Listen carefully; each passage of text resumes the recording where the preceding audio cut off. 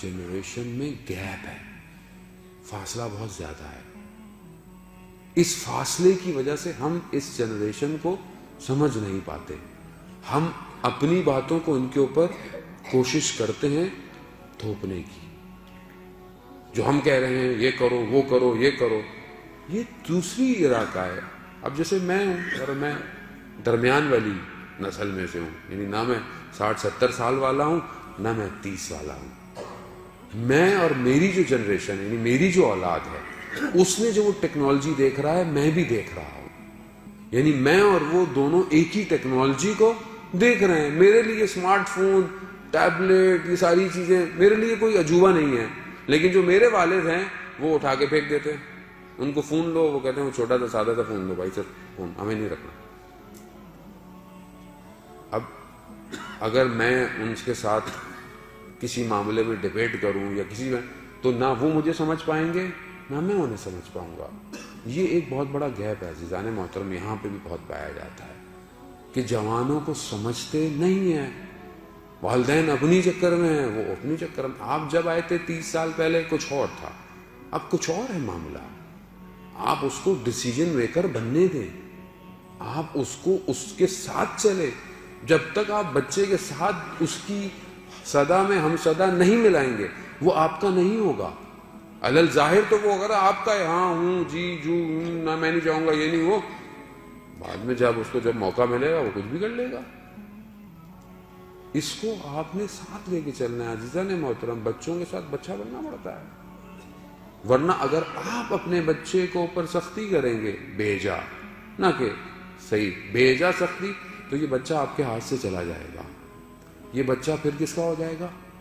یہ بچہ پھر ٹی وی کا ہے، میڈیا کا ہے، نئی ٹیکنالوجی کا ہے. آپ کا بچہ نہیں ہے. اور یہی تو یہ کہتا ہے کہ آپ کو کیا پتا. بعض بچے ہی کہتے ہیں آپ کو کیا پتا بابا، آپ کو کیا پتا یہ کیا ہے وہ کیا ہے. اس لیے کہتا ہے کہ ہم اس طرح سنک نہیں ہو پائے.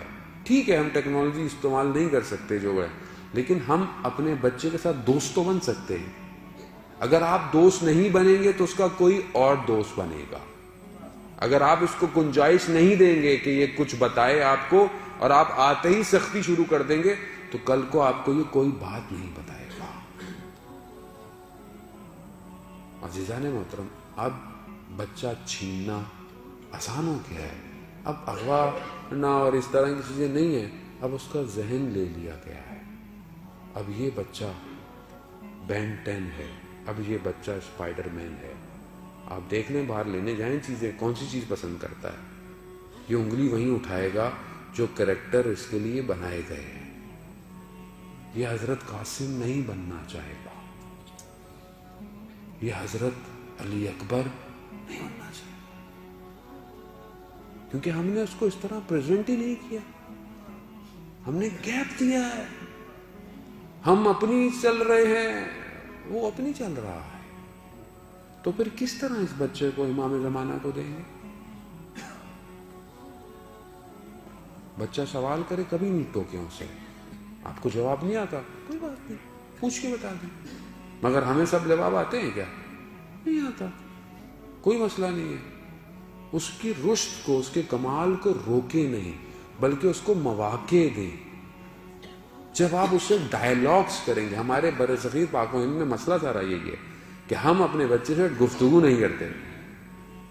میں تو صبح آتا ہوں، میں تو کماتا ہوں، فیسیں پے کرتا ہوں، میں یہ کرتا ہوں، وہ بس ختم کافی ہے. ماں اپنی طرف سے زحمت کرتی ہے. بچہ کون پال رہا ہے؟ T V, cartoon, animation, tablet, یہ پالنے ہیں بچے ہمارے. کورس تو آپ کو پتہ ہی نہیں ہے. کورس کوئی جتنے بھی ہیں دنیا کے سب غلامی بناتے ہیں. یا بھارت بڑھ بھی جائے تو آدمی کیا کرے گا؟ تو پھر آپ کس طرح اس بچے سے بات کریں گے؟ بات کریں، گفتگو پہ جائیں اس بچے کے ساتھ. اس بچے کو پتا ہو.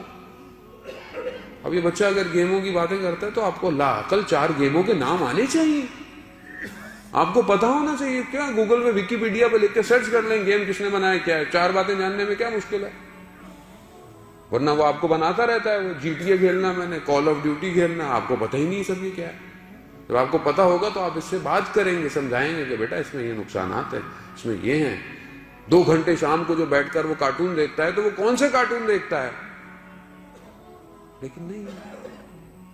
پھر عزیزان محترم، پھر ہم کیا لے کے جا رہے ہیں ان مجلسوں سے؟ کس طرح اس کو لے کر آئیں گے؟ یہ تھوڑی سی نسل میں گیپ آیا، یہ سننے نہیں آئے گی. یہ بولے گی نہیں میں تو بس ایسی دیکھ لیا بس میں نے. عزیزان محترم، بہرحال یہ لمحہ فکریہ ہے، اس کو اسی توسل کے ساتھ کہ ہمیں امام حسین علیہ السلام ہماری مدد فرمائے کہ جس طرح انہوں نے کربلا میں ہیرے موتی پیدا کیے اس سرزمین پہ، ہم اپنے گھروں میں ان کی شعاؤں کو شامل کریں.